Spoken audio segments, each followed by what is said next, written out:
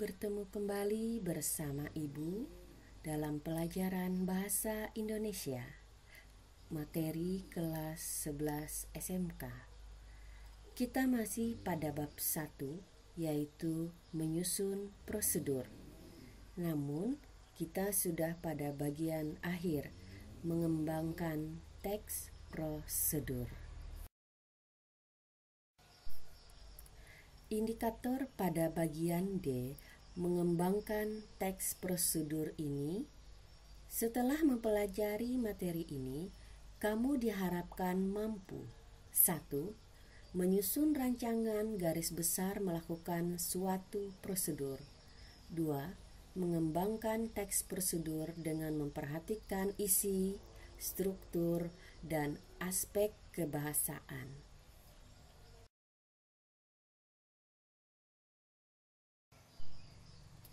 Dengan mengetahui struktur dan aspek kebahasaan teks prosedur, mudah pula bagi kita untuk memahami maksud teks itu. Pemahaman tentang teks prosedur sangatlah penting jika tidak berharap memperoleh efek berbahaya. Paling tidak, petunjuk itu menjadi tidak efektif. Teks prosedur yang salah dapat berisiko tinggi apabila petunjuk itu berkenaan dengan sesuatu yang membahayakan. Misalnya, berupa penggunaan mesin atau obat-obatan. Ketidakjelasan prosedur dapat berakibat kerusakan pada mesin ataupun kematian bagi penggunanya. Dengan demikian, kejelasan itu merupakan hal yang utama dalam suatu teks prosedur.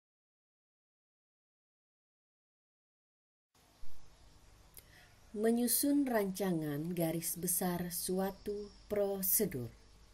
Dengan mengetahui struktur dan aspek kebahasaan teks prosedur, mudah bagi kita untuk memahami maksud teks tersebut. Sebuah teks prosedur haruslah jelas.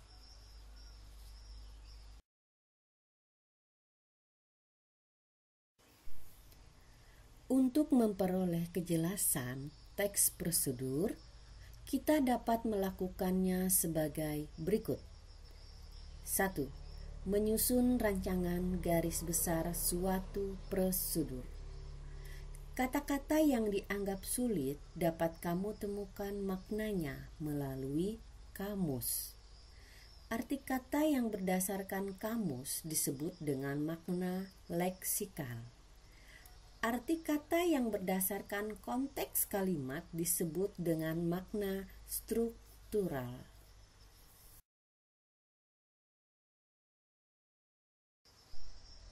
Di sini Ibu akan memberikan contoh tentang makna leksikal dan makna struktural.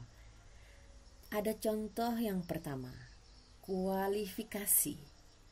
Kualifikasi, kalau kita mencari makna di kamus atau makna leksikal, berarti pendidikan khusus untuk memperoleh suatu keahlian atau keahlian yang diperlukan untuk melakukan sesuatu, menduduki jabatan dan sebagainya.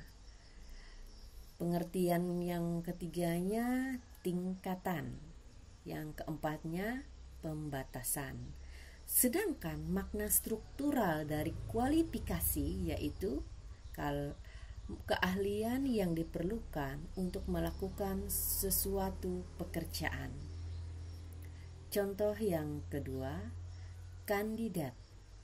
Kandidat, kalau kita mencari makna dari kamus atau makna leksikal, yaitu calon atau bakal.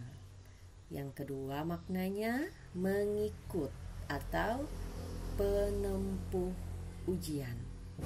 Sedangkan makna struktural dari kandidat yaitu calon pegawai.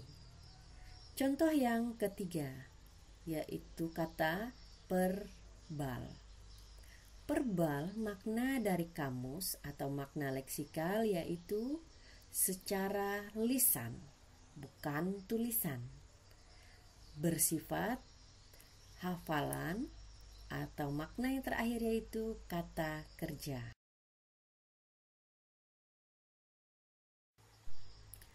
Cara yang kedua, memaknai maksud teks secara keseluruhan. Hal ini dilakukan untuk mengetahui topik umum beserta langkah-langkah yang ada dalam suatu teks prosedur. Misalnya, teks tentang teknik berwawancara. Topik umumnya adalah cara mengikuti suatu wawancara ketika melamar pekerjaan.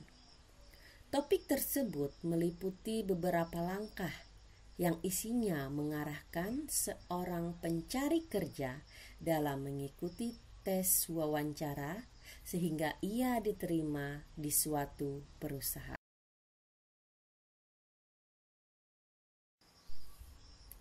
Mengembangkan teks prosedur dengan memperhatikan struktur dan kaidahnya. Dalam mengembangkan teks prosedur, kita terlebih dahulu perlu mengetahui perbedaan atau persamaan yang ada di dalam teks yang berbeda. Hal tersebut merupakan tahapan membandingkan satu teks dengan teks lainnya. Apakah terdapat perbedaan atau persamaan, baik dari struktur maupun kaidah kebahasaannya?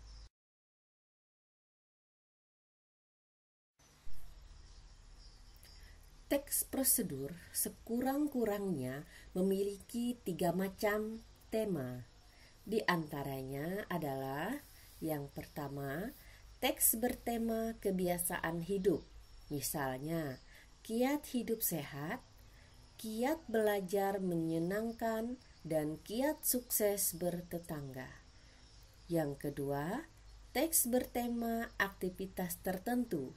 Misalnya, cara membuat bolu kukus, cara menanam jagung hibrida, dan cara memelihara kucing.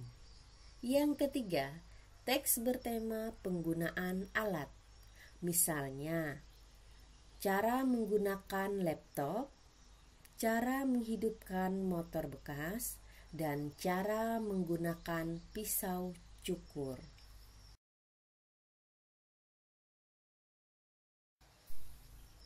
Struktur teks prosedur dibentuk oleh tujuan, langkah-langkah, dan penegasan kembali. Sementara itu, kaidah teks prosedur dibangun oleh kalimat-kalimat kata kerja imperatif, konjungsi-konjungsi yang bersifat penambahan atau kronologis, penggunaan kata-kata teknis, dan yang lainnya. Langkah-langkah penyusunan teks prosedur.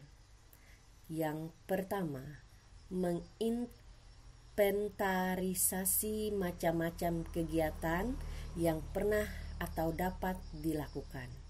Yang kedua, menentukan tema kegiatan.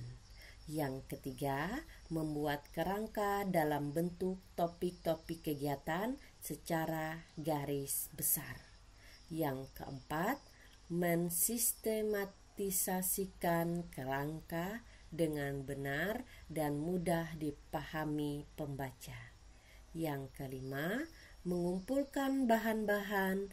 Yang keenam, mengembangkan kerangka menjadi sebuah petunjuk yang jelas dan lengkap.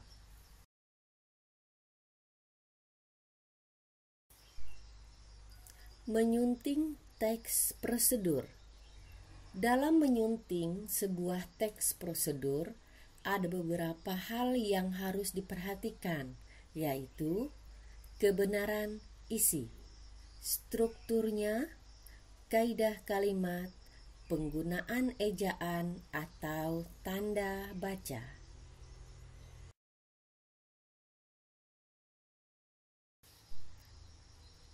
Demikian materi kita pada pertemuan keempat ini.